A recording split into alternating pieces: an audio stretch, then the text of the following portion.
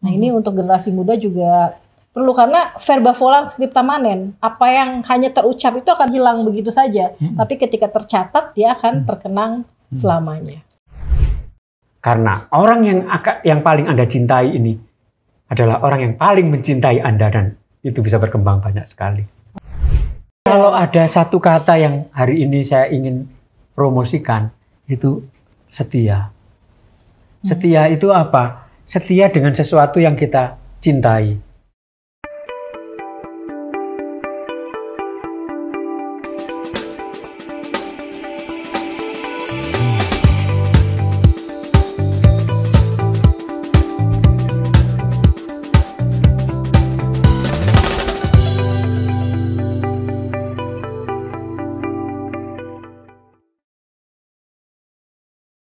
Halo Sobat Baca, kembali lagi bersama saya Jajang Yanwar Habib dalam acara Safari Sastra kuatbaca.com. Seperti 2 edisi sebelumnya, kita akan menghadirkan sastrawan, seniman, kemudian esais, dan pada intinya adalah para penggede yang bergerak dalam kerja-kerja kebudayaan. Nah, kali ini Sobat Baca kita ini biasanya kita mengunjungi kediaman masing-masing. Sekarang kantor kuatbaca.com yang kehadiran Bapak Eka Budianta. Beliau sudah hadir bersama kami. Selamat siang Bapak. Selamat siang Pak Jajang. Terima kasih Bapak atas kehadirannya. Kemudian di sebelah kanan ada Mbak Nisa Rengganis. Selamat siang Pak Jajang, Pak Eka Budianta. Terima kasih Mbak Jajang. Mbak Nisa Rengganis ini adalah sastrawan muda, pujangga muda. Atau ya, penyair kali, kalau generasi sekarang menyebutnya penyair. Pujangga edisi lama ya Pak ya. Nah ini Sobat Baca, kita kulonuwun ya meminta Santi Aji kepada Pak Eka Budianta karena beliau ini pada tahun 2021 mendapatkan penghargaan dari Museum Rekor Indonesia atas kiprah dan karyanya dalam kerja kebudayaan yang merangkul para penulis dari 112 negara, begitu Bapak ya? Di 112 negara seluruh dunia. 11 negara dari 112 orang. Oh, 112 orang ya, yang berasal dari 11 negara. Nah, bukunya Mekar di Bumi. Mekar di Bumi. Nah, yang dilekatkan pada beliau ini adalah sebuah predikat bahwa beliau ini penulis fisiografi. Nah, kita akan memulai percakapan kita dengan Pak Eka Budianta dengan apa itu fisiografi. Mohon dijelaskan dulu Pak Eka. Ya. Ini bagaimana Bapak membangun fisiografi? Iya, saya beruntung karena merasa punya teman, dan teman-teman itu bisa menangkap visi. Jadi sebetulnya fisiografi itu adalah tulisan tentang vision. Vision itu pandangan ke depan. Jadi kalau dalam puisi saya itu seringkali mengungkapkan sesuatu yang akan terjadi, belum terjadi. Kelak kalau semua habis, tinggal gema saja ini melayang di angkasa. Jakarta akan jadi nama burung, nama bunga, nama persahabatan, dan seterusnya. Jadi kita mengutarakan sesuatu yang sebaiknya atau sebagusnya akan terjadi. Itu disebut fisiografi. Ini predikat yang baru publik halayak di Indonesia ini mengetahui. Iya. Ini di luar negeri seperti apa, Bapak? Ya, bukan. Ini sebetulnya saya berutang budi pada Taufik Razen. Taufik Razen itu seorang budayawan juga yang aktif di Bandung. Orang Lombok. Adiknya itu namanya Muhammad Hidayat Ras. Muhammad Hidayat Ras itu pada tahun 2005 membuat buku Pohon-Pohon Budianta. Pohon-Pohon Budianta itu melukiskan ya seperti Mekar di Bumi begitu, tentang pohon-pohon yang saya sukai. Banyak sekali pohon-pohon yang saya sukai, dan Taufik Razen mengatakan bahwa oh ini orang punya visi. tulisan-tulisannya ini seperti tulisan tentang visi. Itu disebut visiografi. Jadi yang menciptakan istilah visiografi itu bukan saya tapi Taufik Razen. Oh, Taufik Razen itu yang kemudian punya museum itu. Ya, punya veteran. museum yang di Jalan Veteran Ya. itu. Dan dia memberikan hadiah sang pemula. Hadiah yang nggak tahu sekarang masih ada apa enggak. Yang diambil dari frasenya Pramudia Anantatur untuk orang-orang yang memulai sesuatu. Saya kenal salah satu penerimanya yaitu Bambang Ismawan yang memulai majalah Trubus. oh, Yang dulu tidak terbayang bagaimana petani membaca. Dan dengan dengan tekun sampai sekarang sudah lebih dari 50 tahun Trubus tetap hidup. Meskipun bukan untuk petani, karena petani memang ternyata tidak baca, tapi untuk hobiis, untuk orang-orang di kota yang memelihara tanaman mahal, suflir, merawat anjing mahal dan ras dan sebagainya itu. Nah, ini saya kira Taufik Razen itu tepat menggunakan kata visiografi. Oh, dari situ ya istilahnya ya. Nah, perjumpaan Pak Eka Budianta dengan banyak sekali sastrawan.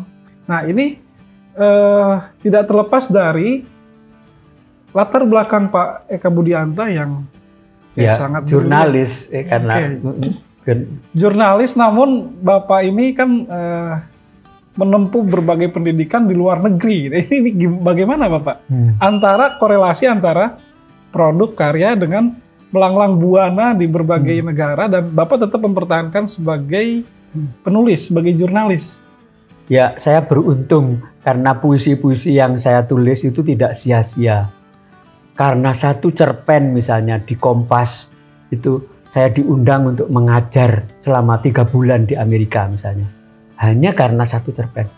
Karena beberapa puisi saya mendapatkan banyak sekali review, ulasan dari F. Rahardi, dari Sides Sudiarto, dari Atiu, dari Pak Yasin, dan itu semua membuat saya harus berterima kasih kepada karya-karya sastra saya sendiri. Tanpa karya sastra itu saya tidak kemana-mana. Saya mendapatkan begitu banyak beasiswa hanya karena tulisan-tulisan saya. Saya mendapatkan beasiswa untuk ke Afrika, untuk ke Costa Rica, untuk ke Jepang, dan diundang untuk macam-macam acara tuh. Ada di Queen Elizabeth Hall di London untuk membaca puisi, ada di Frankfurt, ada di Korea, dan macam-macam. Dan terutama 3 bulan di Amerika Serikat itu berkat Pak Taufik Ismail dan Pak Satyagraha Hurip yang memberikan rekomendasi saya untuk ikut Iowa Writing Program. Dan itu karena menulis puisi dan beruntung karena puisinya dianggap bagus. Meskipun kita bisa berdebat bagus itu untuk siapa gitu. Tapi saya gembira, saya bahagia karena puisi-puisi saya itu tidak sia-sia diterjemahkan ke dalam banyak bahasa. Nah, ini Sobat Baca itu banyak yang memberikan pertanyaan melalui surel kepada kami. Tolong tanyakan bagaimana proses penciptaan kreativitas. Itu pertanyaan utama dari teman-teman Sobat Baca ini. Iya. Bisa diberi gambaran nggak Pak? Iya, pada umur 16 atau 17 tahun, sekitar tahun 72 itu saya pada bulan Desember itu piknik ke satu tempat di Malang, di Jawa Timur. Pulangnya kok saya merasa banyak sekali yang bisa dicatat ya hari ini gitu. Terus saya beli satu buku yang saya beri lukisan dari cat air dan kemudian saya tulisi di sampingnya. Nah, pada saat yang sama juga beberapa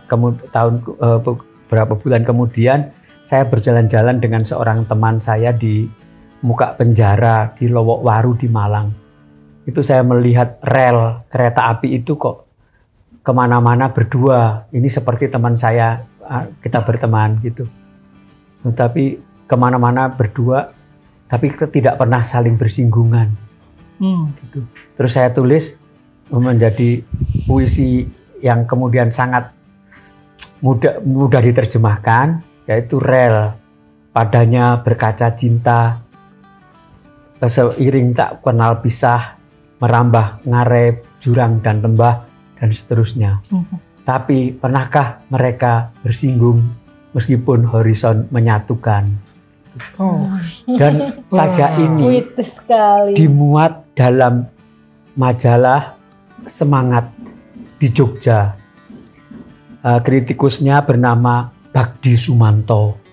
Bagdi Sumanto itu profesor yang sudah meninggal, tinggal sekarang istrinya masih ada di Gajah Mada sana.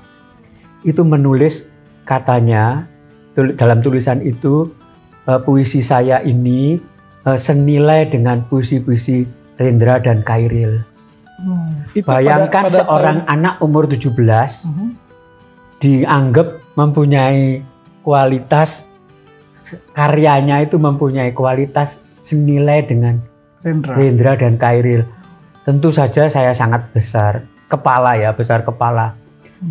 Terus jadi tidak pernah berhenti menulis. Jadi waktu saya masuk ke Fakultas Sastra, ya saya menjadi pemimpin redaksi di majalah Buletin sana dan menerbitkan buku-buku. Nah, usia 17 itu tahun berapa ya, Pak? Tahun 73. Saya tahun 56. Jadi berarti sekarang usianya 66 ya? Ya, 66. Tahun 73 mampu membuat puisi yang itu kualitasnya setara dengan Rendra dan Khairil. Nah, ini bisa terbayang nggak, Mbak Anissa? Ketika seorang anak namanya Eka Budianta pada waktu itu ya, Pak. Sekarang udah jadi bapak ya, Mbah sekarang. Kakek. Eyang ini. Itu mampu demikian. Gimana itu? Karena saya di sini posisi sebagai penanggap, Pak Eka, mohon izin. Ini menarik ya, dan baru tahu juga gitu. Dapur proses kreatif setiap penulis itu pasti sangat menarik, dan setiap orang punya dapur kreativitasnya masing-masing.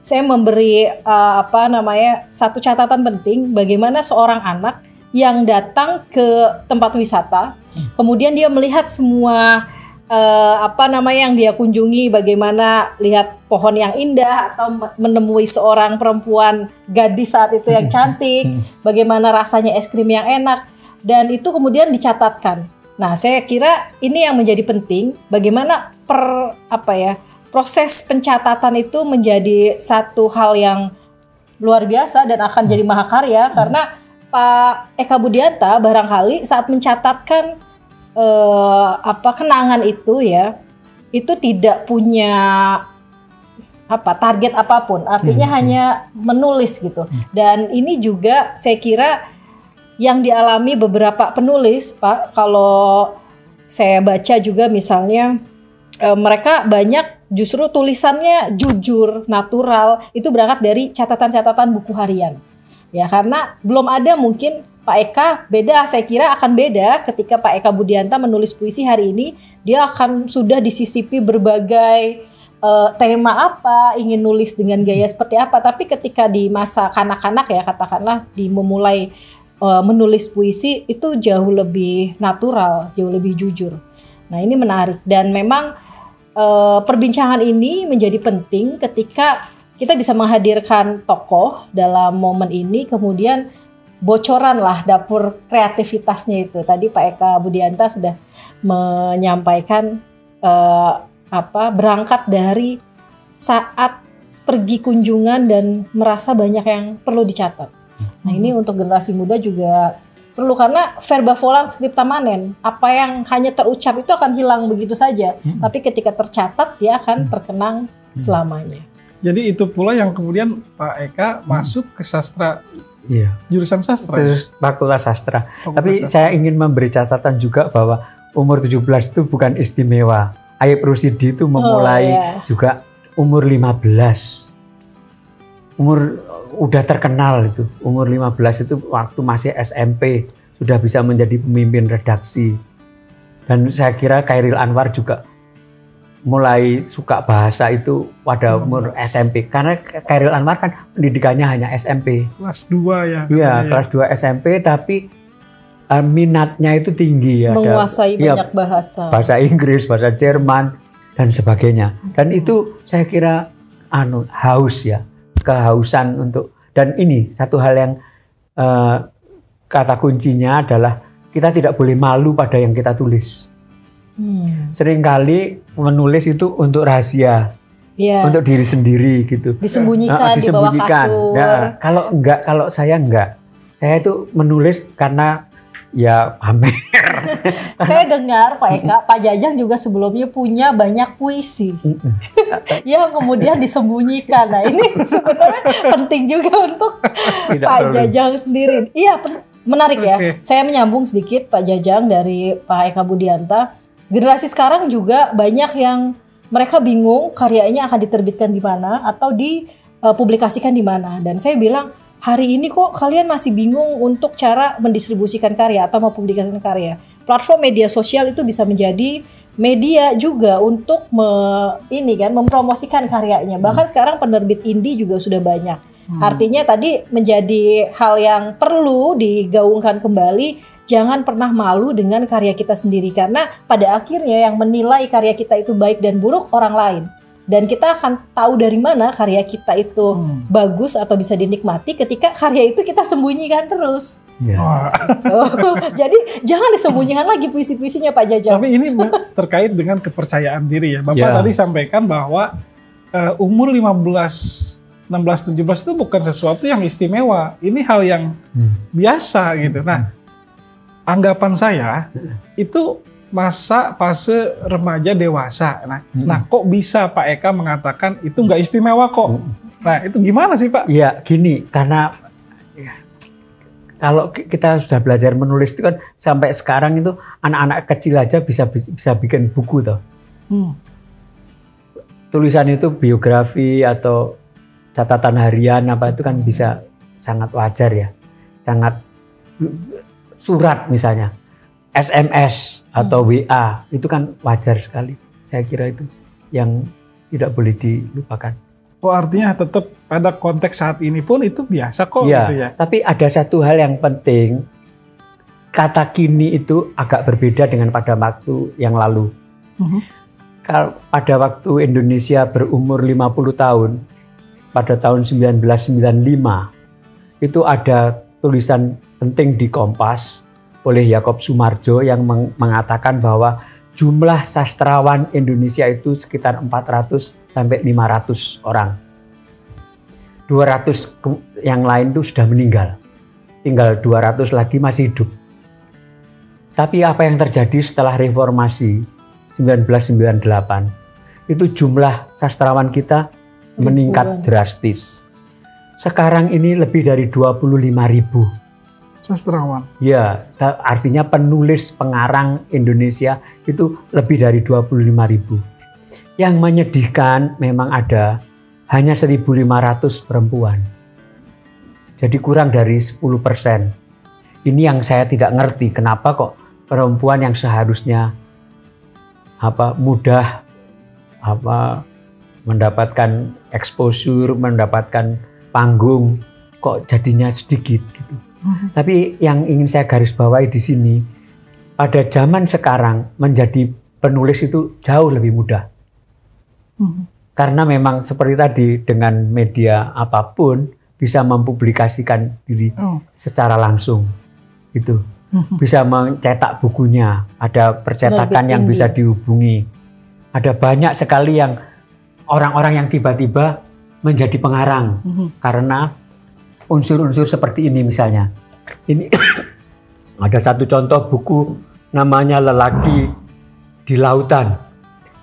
Ada penulis namanya Nia Samsiono ini mengumpulkan puisi, mengumumkan kalau tolong teman-teman tulis puisi Lelaki di Lautan, maka jadi kumpulan. Dan itu menjadi penerbit indie. Dan iuran untuk menerbitkan itu mudah. Bayangkan kalau ada 100 orang berkumpul, terus mau membayar ya 50.000 aja, itu kan sudah banyak sekali uangnya. Dan untuk biaya cetak sudah cukup gitu. Hal-hal yang seperti itu tidak pernah terjadi dulu. Iya ya, bikin percetakan sekarang harganya cuma paling 1 juta ya. Iya. Dapat dummy 20 ya. Iya. Ya itu tidak pernah terjadi. Jadi orang untuk menjadi novelis, saya juga pernah bicara di Ambarawa, diundang bicara sana, tiba-tiba ada banyak perempuan-perempuan yang membawa novelnya kepada saya, dikasih novelnya. Oh ini dicetak berapa? Oh cuma 30 Pak gitu. Oh 50 Pak gitu. Jadi percetakan di daerah itu sangat mencari order. Naskah, ya? Mencari order, bukan supaya kalau nggak ada yang dicetak bagaimana? Enggak. Ya kan? Mesinnya nggak nyala tuh. Mesinnya nggak nyala. Dan yang menarik lagi, orang-orang di daerah itu menggunakan bahasa daerah. Saya mengikuti ada 2 kumpulan puisi ini dalam bahasa Jawa, Mak Bedunduk dan Rajapati. Ini di Bojonegoro, ini di Jombang. Coba, percetakan kecil di Jombang aja bisa mengumpulkan sekian banyak penulis untuk menerbitkan sebuah buku. Dan itu bukan penulis andal, bahkan baru pertama mencoba-coba, tapi bagus. Artinya bagus untuk dibeli sendiri. Saya tidak tahu bagaimana di pasar. Kalau dilempar di pasar apakah ada yang beli? Ternyata kalau dalam bahasa daerah, bahasa Batak terutama, itu orang rajin membeli. Bahasa Sunda juga. Saya masuk dalam 2 grup bahasa Sunda, namanya Ngamu Mule dan Sunda Rancak. Itu saya ikut di dalamnya. Dan selalu ada terbit buku-buku bahasa Sunda. Bahasa Jawa saya ikut Mijil, di bahasa Bali juga ada, karena sekarang puisi-puisi Indonesia pun diterjemahkan ke dalam bahasa daerah. Ada bahasa Timor yang dilakukan oleh Mesra Polendo kemarin, puisinya Khairil Anwar. Diterjemahkan di dalam bahasa Kupang. Itu kan luar biasa. Artinya semua segi itu bisa dimasuki. Semua segi, semua lapisan, baik bahasa daerah, bahasa Prokem, bahasa Balikan. Kalau di Malang itu ada bahasa Balik itu juga bisa dipakai. Di Surabaya itu ada meleroi basa Jawa. Itu satu hal yang unik juga, bagaimana mengejek, bukan mengejek, tapi menggunakan main-main, bahasa sebagai main-main. Dan ya menerbitkan sebagai buku. Jadi memang itu. Nah, ini menarik nih, ketika memang gairahnya ke situ di televisi ya Pak ya. Di televisi juga sekarang ada Jawa Barat kan, televisi Jawa Barat. Terus juga yang Pojok Kampung. Di Surabaya itu semakin melokal ya. Iya. Nah ini lokal juga terjadi pada sastra ya ternyata ya. Ya, ini yang sebetulnya mengkhawatirkan saya. Karena apa? Karena dulunya kita percaya bahwa pasar sastra itu kecil. Sekarang lebih kecil lagi karena lari ke dalam kotak-kotak. Jadi bagaimana kita bisa menembus urusan kotak-kotak, mengkotak itu, dan mau membeli, karena uang kita kan terbatas. Kalau saya sudah beli bahasa Jawa itu, saya males lagi beli bahasa Sunda kan. Apalagi nggak ngerti bahasa. Ada lagi yang memasukkan nama saya ke dalam bahasa Tamil misalnya. Bahasa Tamil itu teman-teman di Medan pakai bahasa Tamil, dan tulisannya juga saya nggak bisa baca gitu. Tapi karena saya menampung semua. Dan saya tidak tega live itu. Karena apa? Saya tidak minta, udah dimasukkan kok. Masa saya minta live gitu loh. Jadi pada waktunya ketika 5-6 tahun yang lalu saya dimasukkan ke ada 16 WA group, saya marah sekali. Kapan saya bacanya gitu. Tapi sekarang lebih dari 100. Yang sastra aja 47 grup. 47 grup sastra, ada forum penyair Indonesia, ada ruang sastra, ada macam-macam. Oh. Dan double kan sebetulnya kan. Dan overlapping lah, berkelindan satu sama lain. Oke, ruang sapa yang dulu dilakukan dengan perjumpaan, kemudian orang spesifik. Tentu ini sobat baca boleh cek di internet ya, di Google misalkan ya. Pak Eka ini banyak sekali berkorespondensi dengan para penulis di dalam negeri ketika Pak Eka sedang berada di luar, terutama di Amerika ya Bapak ya. Iya. Jadi Pak Eka Budianta sangat fokus untuk melakukan riset di perpustakaan seperti Cornell gitu ya. Terus di universitas. Nah ini juga pendidikan beliau ini adalah Trade Technical College. Trade Technical College ini apa korelasinya dengan kepiawaian Bapak sebagai penulis? Gitu? Enggak, karena minat saya besar aja, minat saya banyak, jadi ikut segala macam. Jadi kadang-kadang ikut.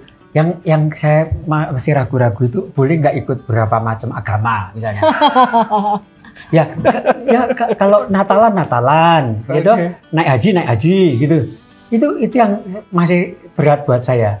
Karena di Jepang itu biasa loh. Pada waktu lahir Buddha. Karena sampai umur 3 tahun, 6 tahun itu Buddha. Tapi kalau menikah Kristen. Kenapa? Karena upacara pernikahannya lebih bagus. Musiknya lebih bagus kan? Tang tang tang tang gitu. Tapi kalau mati Shinto. Kenapa? Shinto itu lebih mengesankan. Lebih hikmat. Nah, hal yang seperti ini ini pemberontakan yang terpendam adalah bagaimana kita bisa nggak mencoba, kita boleh nggak menjalani berbagai macam ritual agama sekaligus. Paginya sembahyang bahasa sholat gitu, terus malamnya bahasa Kristen gitu, boleh nggak gitu? Kalau itu boleh, saya kira dunia akan aman. Yang nggak mungkin aman itu kan karena kita fanatik. Kita tidak kalau nggak sastra saya nggak nulis gitu. Dan ini saya kira, blunder, kesalahan besar. Saya menulis bahwa, sastra itu bisa macam-macam. Sastra itu bisa mengupas politik, sastra itu bisa mengupas ekonomi, sastra itu bisa mengupas pendidikan, sastra itu bisa mengupas psikologi, sastra itu bisa mengupas agama, dan sebagainya. Ada yang marah loh. Pak Eka, tolong kasih contoh. Sastra yang politik, apa itu sastra politik atau politik sastra? Gitu coba. Dan saya mudah sekali kan menemukan, karyanya Akmal Baseri itu, Nasral Baseri itu semua politis. Ada latar belakangnya tragedi Anul 98. Leila Kudori politis. Laut Bercerita. Iya, Laut Bercerita pulang. Itu tentang 65 dan sebagainya. Itu politis. Terus kita nggak mau melihat itu. Sayang kan? Saya itu dulu waktu masih Pak Ramadan hidup, itu Pak Ramadan itu sering kalau nganter pulang saya itu rumahnya sama di Bintaro. Dari tim itu, daripada saya bawa mobil sendiri, lebih baik numpang Pak Ramadan gitu. Ya oke, ngobrol sekali. Pak Ramadan itu selalu mengatakan, Kak, ini sastrawan kita itu takut angka gitu. Angka maksudnya? Nggak ngerti masalah dagang. Kalau bicara tentang Pertamina, bisu, mingkem, tertutup mulutnya. Karena tidak tahu bilangan besar. Tidak ngerti triliun, tidak ngerti juta, tidak ngerti miliar. Ngerti nggak? Gitu. Jadi sastrawan-sastrawan kita itu dianggap alergi kepada ekonomi. Nah itu yang saya ingin pecahkan. Tidak boleh kita sastrawan, urusan kita dengan kata kok. Urusan kita kan dengan pengertian. Urusan kita itu kan dengan segala kehidupan. Dan aspek kehidupan itu macam-macam. Ada Islam, ada Hindu, ada Buddhis, dan tidak boleh saling mengejek, tidak boleh saling merendahkan. Gitu.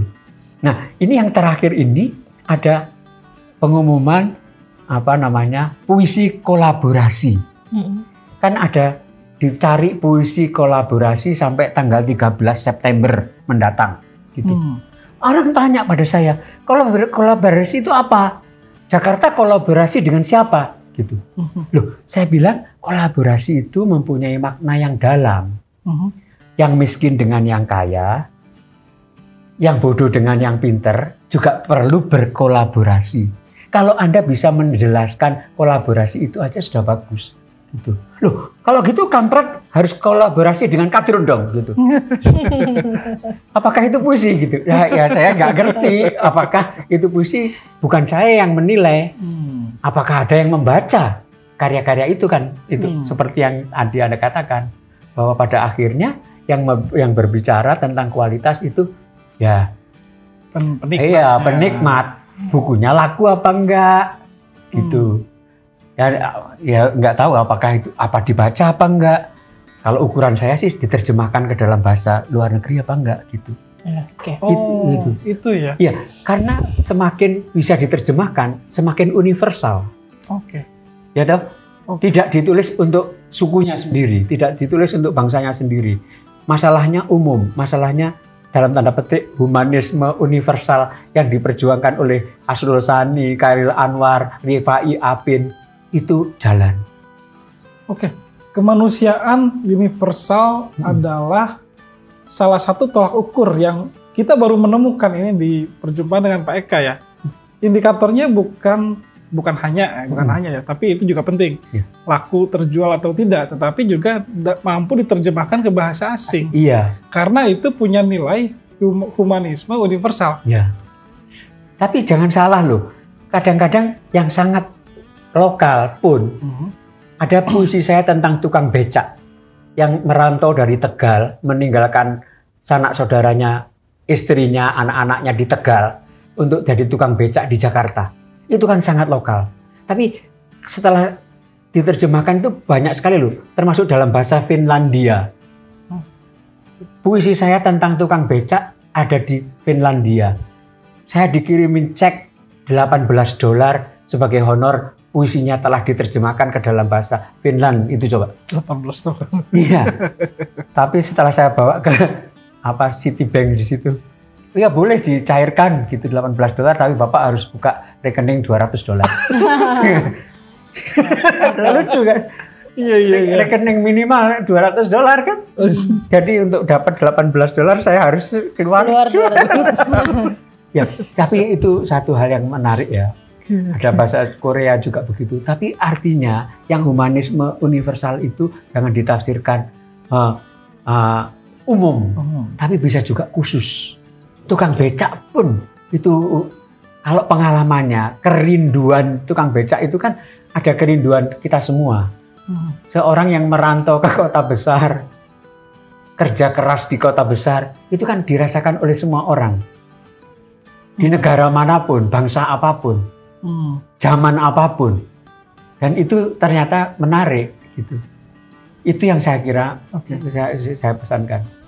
Nah, Mbak Nisa ini kan juga menulis, awalnya buku Mbak Nisa ini manuskrip sepi. Kemudian yang kedua saya agak lupa Mbak Nisa. Obituari puisi. Obituari puisi. Suara Kemudian dari pengungsian. Yang ketiga, suara dari pengungsian. Nah, ini kalau melihat dari trennya, dari kamar ke ruang publik ke dunia.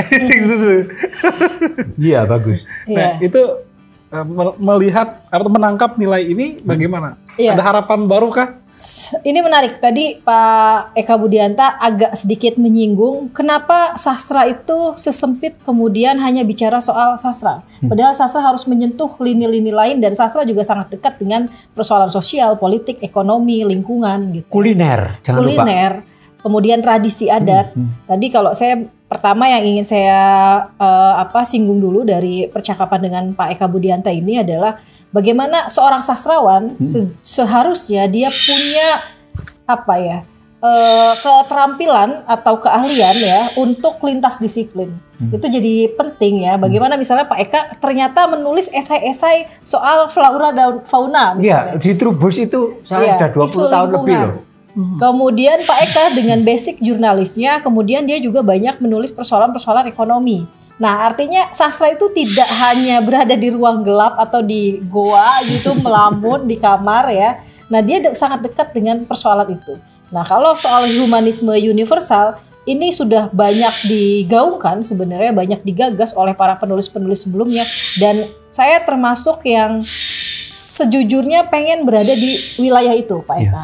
Jadi saya masih percaya sastra itu punya nilai lebih yang tidak hanya bicara soal estetika bahasa, tapi dia punya nilai isu, dan isu apa yang ingin kita sematkan itu menjadi hal yang perlu ya disiapkan atau dikonsepkan oleh para penulis pengkarya dalam hal ini. Dan saya lihat Pak Eka sudah cukup berhasil. Bagaimana perkawanannya dengan banyak genre ya, tidak hanya dalam geng sastrawan gitu. Kemudian yang kedua, Pak Jajang, saya juga ingin menanggapi tadi Pak Eka menyinggung persoalan sekarang gampang banget untuk jadi penulis, bahkan tadi menunjukkan beberapa buku. Ini kalau dalam istilahnya kami itu disebut antologi bersama gitu ya, Pak Eka ya. Jadi kita berkelompok bikin satu komunitas gitu dengan isi 10-20 penulis yang kemudian kita menerbitkan buku. Nah, ini juga jadi satu fenomena baru saya kira, karena pada akhirnya betul menulis itu adalah kerja individu, tapi kalau dalam bicara soal pengkaryaan kemudian bisa menulis bersama, itu kita juga punya kerja-kerja kolektif gitu ya Pak Eka ya. Artinya jadi heran sih kalau masih ada teman-teman yang bingung ketika punya karya kemudian mau diterbitin di mana nih, mau dipublikasikan di mana. Sementara misalnya ruang-ruang publikasi di media itu memang sudah semakin sedikit ya Pak ya. Seperti berapa sekarang koran yang masih mau. Tapi saya ngerti kok teman-teman bingung itu kenapa. Bingung itu karena jualnya susah. Nah, itu harus dicarikan jalan keluarnya juga tuh. Menjualnya susah. Satu contoh yang saya ingin pamerkan ini adalah buku tentang pernikahan Pak Emil Salim. Pak Emil Salim memperingati 60 tahun pernikahannya. Dia menerbitkan buku ini untuk saya. Tapi juga perlu pembeli. Ada nggak muridnya Pak Emil atau fansnya Pak Emil yang beli banyak? Oh ada, ternyata ada beli 100 eksemplar. Ada yang beli 60 eksemplar gitu. Nah ini penting. Karena kalau enggak, penerbit apapun tidak akan jalan kalau tidak ada yang beli. Kalau tidak menjamin itu akan laku. Ya, jadi harus dicari jaminan. Nah, jaminan yang paling dekat adalah penulisnya sendiri. Ya, oke. Nah, kalau penulisnya sendiri beli itu, ya minimal 2 lah gitu ya. Atau 10 lah gitu. Tapi saya ingin mengatakan pada teman-teman, menulis itu mudah. Yang lebih susah adalah menjual. Nah, ini persoalan lebih seriusnya Pak Eka. Ternyata semakin kelahiran penulis tidak dibarengi dengan kelahiran pembaca. Itu. Jadi penulis banyak, tapi jumlah pembaca sedikit. Nah, itu juga jadi persoalan. Tidak ini persoalan serius ya. Dan akhirnya saya khawatir Pak Eka Budianta, Pak Eka alhamdulillah sudah berkarya sepanjang ini, tapi mungkin bagi generasi saya, mereka nanti makin frustasi gitu. Sudah nulisnya susah. Ada caranya untuk tidak frustasi. Dulu saya berubah dari jurnalis tulis menjadi penyiar radio di London. Bos saya itu namanya Colin Wild mengatakan, sebelum kamu ngomong, bayangkan ibumu di depanmu. Terus kamu ngomong, Bu, ini berita hari ini. Baru mic dibuka. Jadi kalau teman-teman itu mau menggunakan, ibuku pun akan suka tulisanku. Itu saya kira masalahnya terpecahkan. Orang yang paling dekat dengan aku suka membaca ini. Itu paling suka. Artinya beres. Hal menggembirakan. Hal yang menggembirakan. Tapi saya ingat sendiri ketika buku-buku puisi saya terbit, ibu saya kasih, ini kamu ini nulisnya gimana sih? Kok nggak penuh 1 halaman? Gitu. Karena pendek-pendek puisi kan, gitu. Ya, artinya belum tentu ibu suka, gitu. Saya ajak ke tim melihat pameran lukisan, melihat acara-acara sastra gitu. Ya belum tentu suka, tapi saya tahu bahwa ibu itu menghargai. Karena ibu saya kan juga menulis. Terus bukunya saya terbitkan, Ilmu Ibunda namanya, bahasa Jawa. Ada orang menerjemahkan dalam bahasa Indonesia juga. Wartawan Jakarta Post namanya Uwi Engguan itu yang menerjemahkan hampir semua tulisan bahasa Perancis, bahasa Belanda, bahasa Inggris terutama ke dalam bahasa Indonesia. Yang dalam buku apa yang tadi itu Mekar di Bumi itu kan ada dari Perancis, ada dari Jepang, ada dari mana-mana itu. Dan ibu saya suka, termasuk tulisan ibu saya sendiri di dalamnya. Gitu. Kenapa? Karena ya itulah, membuat orang yang kita cintai mengerti apa yang kita lakukan, itu adalah kunci. Jadi kalau you mau menulis, ini untuk ibu loh, gitu. Mulai ditulis.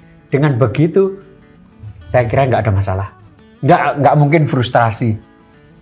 Kalau memang ibunya sendiri tidak ngerti, orang-orang yang dicintainya tidak ngerti, itu nggak benar. Saya menulis bahasa Jawa. Dalam buku ini ada 2 puisi saya dalam bahasa Jawa, beberapa. Saya cari kira-kira siapa yang membaca ini, gitu. Yang membaca ini saya daftar, yang bisa ngerti bahasa Jawa itu kira-kira 30 orang, gitu. Apakah 30 orang ini cukup? Ya pasti nggak cukup lah. Tapi saya melihat di antara 30 orang itu ada anak saya, Citra Ningtyas. 1 orang ini saja sudah cukup, saya bilang. Kalau Citra Ningtyas membaca, saya sudah bahagia. Dan itu saya belajar dari Nyoman Nuarta. Nyoman? Nuarta, pematung besar itu. Pada waktu kita kongres kesenian di Bukit Tinggi. Tahun 2004. Nyoman Nuarta itu presentasi. Saya moderator. Biasalah, karena saya bawaannya moderator. Yang hadir itu sedikit sekali. Nggak sampai belasan. Dari ruang yang seharusnya 60-70 orang atau 100 orang lah. Kok belasan sedikit. Tapi kok Nyoman Nuarta ini kok bicara serius sekali. Seolah-olah yang mendengarkan 1000 orang. Gitu. Saya cari siapa ini pendengarnya yang paling utama. Istrinya. Saya melihat istrinya dengan mata terbuka, dengan telinga, sangat memperhatikan. Dan saya bayangkan kalau saya Nyoman Nuarta waktu itu, saya sudah cukup. Tidak usah semua orang dengar, istri saya dengar aja sudah selesai. Gitu. Jadi jangan khawatir. Siap. Itu yang kunci, yang santiaji yang harus Anda lakukan. Tulislah sesuatu yang orang Anda, yang paling Anda cintai akan membacanya. Karena orang yang paling Anda cintai ini adalah orang yang paling mencintai Anda, dan itu bisa berkembang banyak sekali. Aduh. Saya merinding. Terus terang saya merinding karena Siap. Pak Eka juga menyampaikan cerita ini sebagai pengalaman batiniah. Iya. Bahwa pada akhirnya baru tahun 2004 Pak Eka menemukan formula. Iya. Jangan ragu jika berkarya, pastikan halayak penikmat itu adalah orang yang Anda cintai. Ya. Bukan seberapa laku buku Anda di toko. Betul. Makanya saya bilang, Gitu ya. anak saya 1 aja yang bisa membaca sajak saya ini.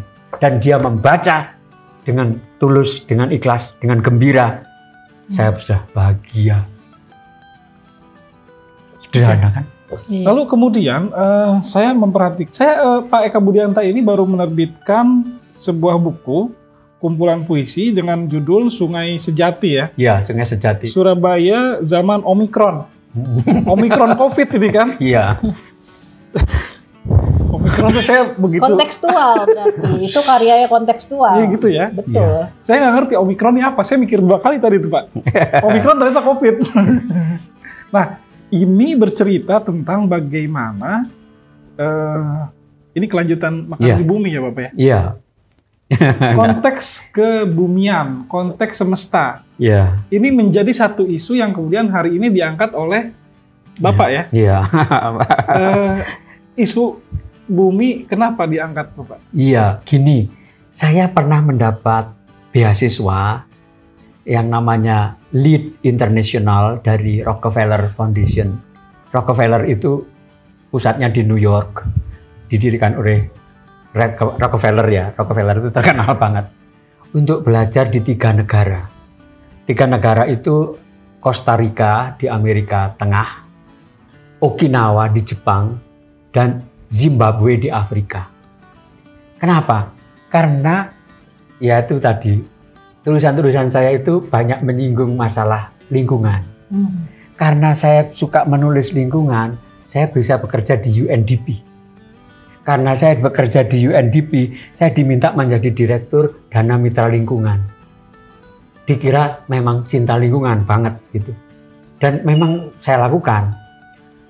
Menyantuni banyak kegiatan di daerah yang biasanya anggarannya kecil tapi untuk menengoknya sana lebih mahal gitu. Dan itu luar biasa lah. Pengalaman saya di Dana Mitra Lingkungan DML itu sama Pak Tanri Abeng, bos saya langsung itu.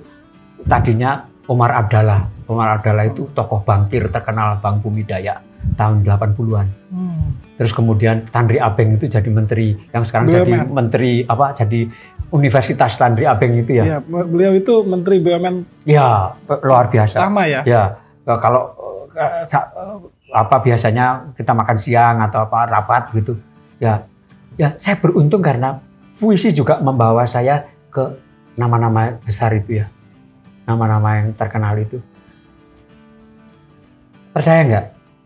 Saya menjadi wartawan Tempo itu gara-gara ulang tahun ke-24. Saya menulis surat kepada Gunawan Muhammad. Tanggal 1 Februari tahun 80 ini, saya akan berumur 24 tahun. Kalau majalah Tempo memberi saya hadiah tertentu, saya akan kembali memberikan hadiah untuk Tempo, seorang penulis yang handal. Dipanggil, siapa penulis handal? Ya saya, gitu. Dan oke, teman-teman sekalian, saya ingat Gunawan Muhammad itu dalam rapat Selasa itu, perencanaan tuh. Hari ini kita tambah 1 orang penyair, semoga tidak tambah masalah. Gitu. Dan menjadi wartawan Tempo. Dan tugas pertama saya apa coba? Tanggal 14 Maret tahun 80 itu Bung Hatta meninggal. Kak, lu kenal sama anaknya Bung Hatta kan? Oh iya, Halida gitu. Oh iya, ayahnya meninggal. Oh iya, oke, malam ini saya mau ngelayat gitu. Oh, sekalian aja kamu liput gitu. Diliput, Bung Hatta meninggal gitu. Halida mengenalkan saya dengan sekretaris pribadi Bung Hatta, Pak Wangsa Wijaya, Iding Wangsa Wijaya. Dan dibuka dengan kakaknya, dengan ibunya, dengan segala macam. Dan saya ikut dalam pemakaman. Prosesi pemakaman. Dan pada waktu ikut pemakaman itu, yang menarik adalah, Kak, ikut aja salah satu mobil gitu. Saya ikut mobil menteri. Dan saya duduk di sampingnya Emil Salim. Emil duduk di sini. Di situ saya ketemu Buya Hamka, sama ketemu Mas. Bayangkan, hari pertama saya menjadi wartawan, untung sekali. Ketemu Emil Salim. Dan semua kutipannya bagus.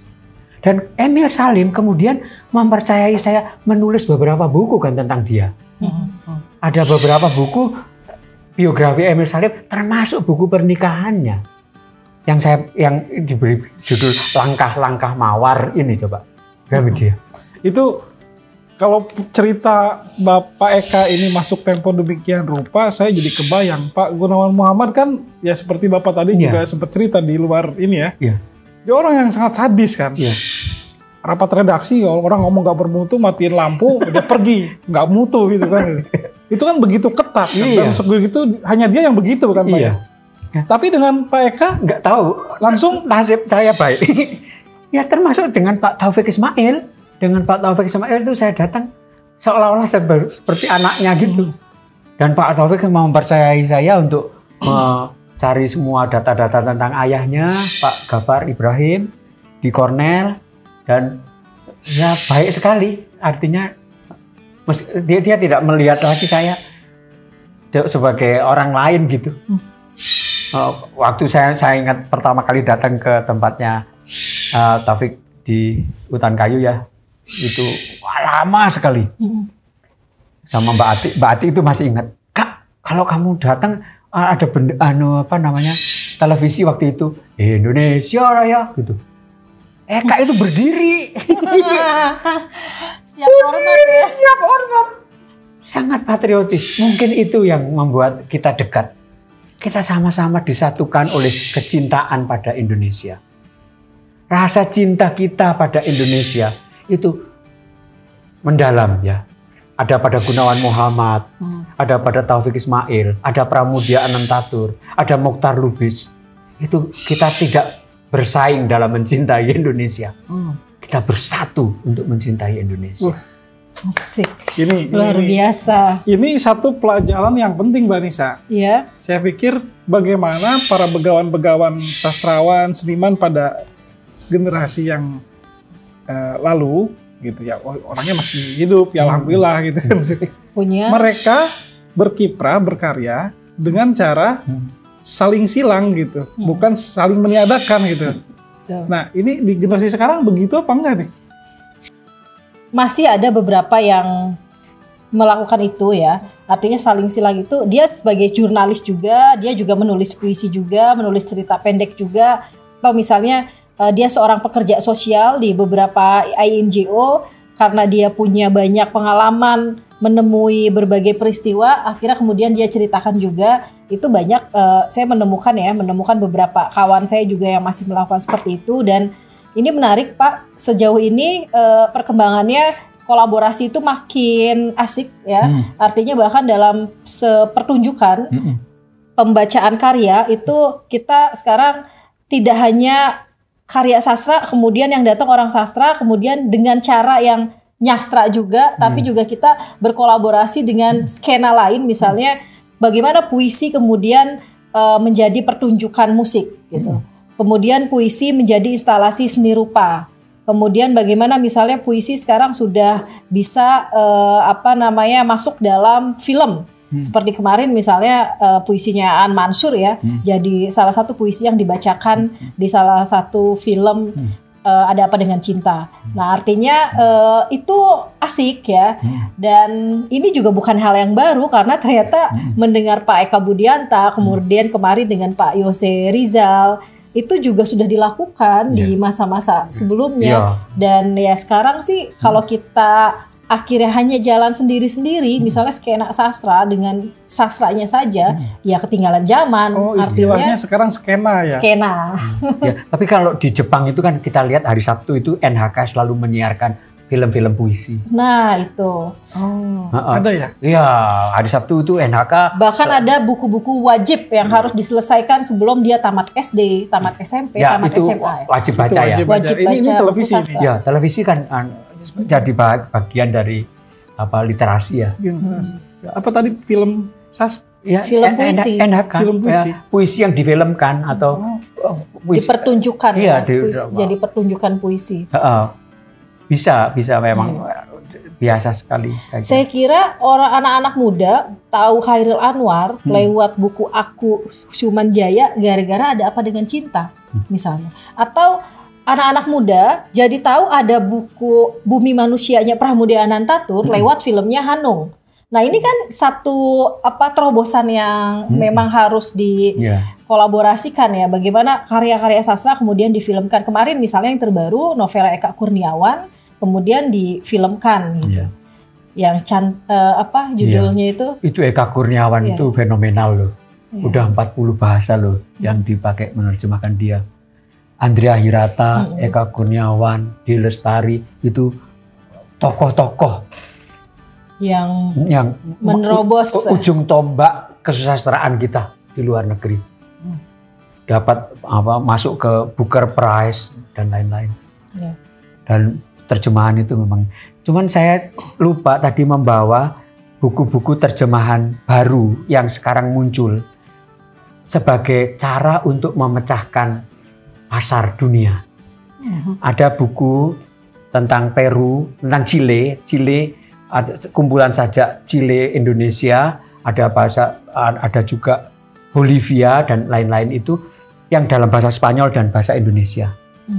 Itu saya tidak tahu apakah, saya tidak bicara bahasa Spanyol, tidak mengerti bahasa Spanyol, tapi saya percaya bahwa itu adalah terobosan juga.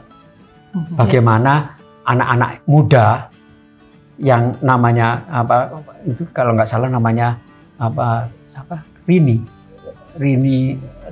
kalau nggak salah Rini Valentina atau apa gitu, itu yang menerbitkan, mencetak bukunya dalam bahasa Spanyol, dalam bahasa macam-macam. Itu luar biasa. Iya, saya jadi ya kayak misalkan dulu tahun 80-an namaku Hiroko itu siapa penulisnya? N.Hadini ya. Dia kan salah satu novel yang diterjemahkan pada waktu itu ke bahasa gitu. Bahasa Jepang, bahasa macam-macam. Tapi memang kalau N.Hadini kasusnya kan karena kualitasnya tinggi, sehingga orang Jepang pun terpanggil.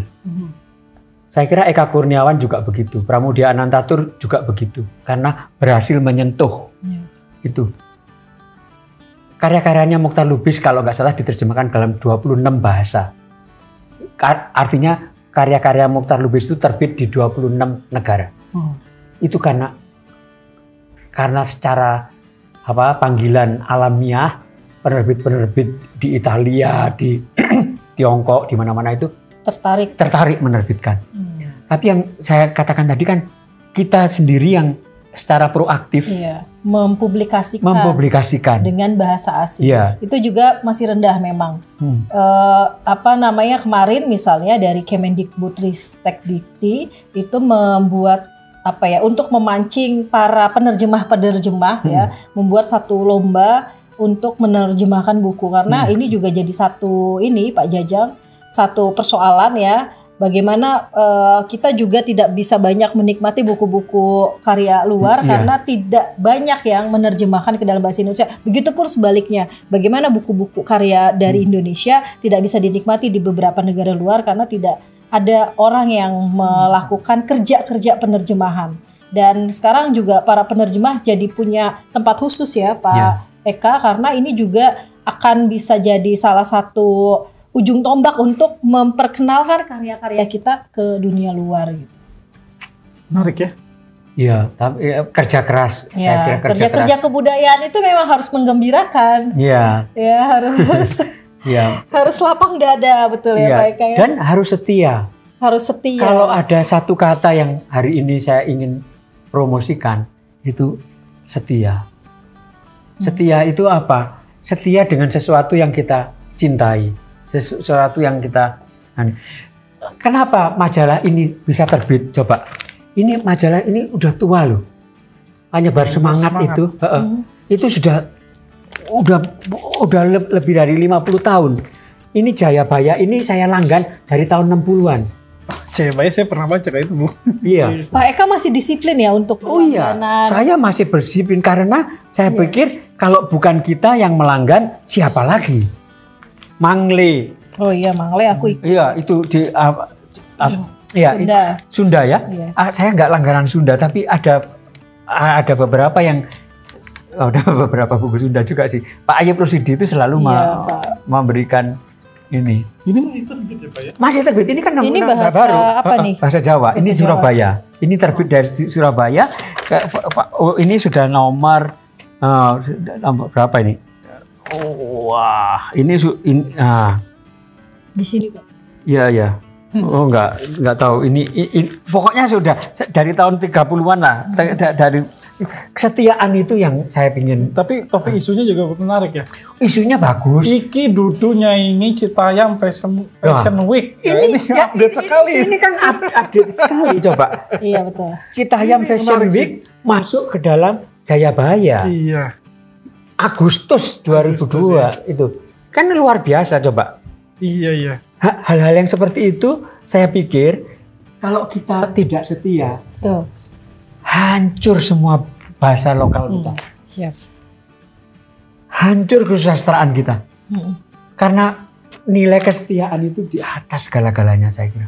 Banyak catatannya teman-teman.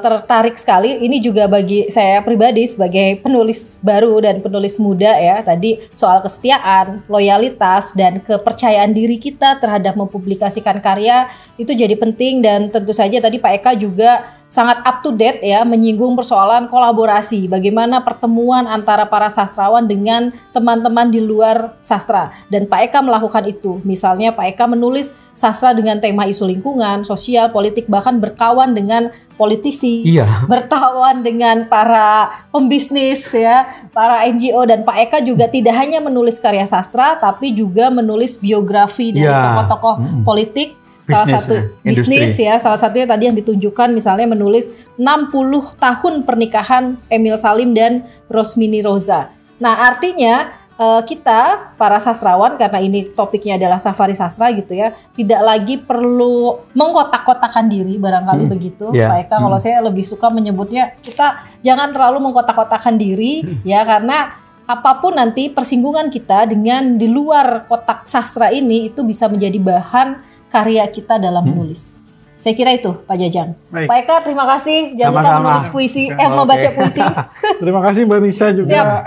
Nah, Sobat Baca, kita akan mengakhiri perjumpaan Safari Sastra Kuatbaca.com kali ini dengan menyimak, mendengarkan, menikmati pembacaan puisi oleh Bapak Eka Budianta. Monggo Bapak. Salam Maria Anindyarswari. Maria Anindyarswari ini putri bungsu kami yang sedang belajar sendiri di Perth, Australia, dan sudah 2 tahun lebih tidak bisa pulang. Inilah pohon kelahiranmu, putriku. Syzygium polyanthum, Eugenia polyantha. Tumbuhan asli Nusantara yang dipanggil salam tri. Biarlah dia berdiri anggun di kanan pintu, menyambut tamu dengan harumnya. Assalamualaikum. Waalaikumsalam. Burung-burung di kebun leluhurmu berkumpul pagi dan sore di sini. Terima kasih, daunmu melezatkan masakan. Ekstrakmu mencegah asam urat, menguatkan jantung. Sudah ditanam lebih 20 tahun lalu, putriku. Tingginya sempurna, selangsing putri Indonesia. Kalau suatu hari kita harus menghentikan urusan dunia, pohon salam ini akan melanjutkan tugas abadi. Menyehatkan hidup pencinta bumi yang setia. Terima kasih.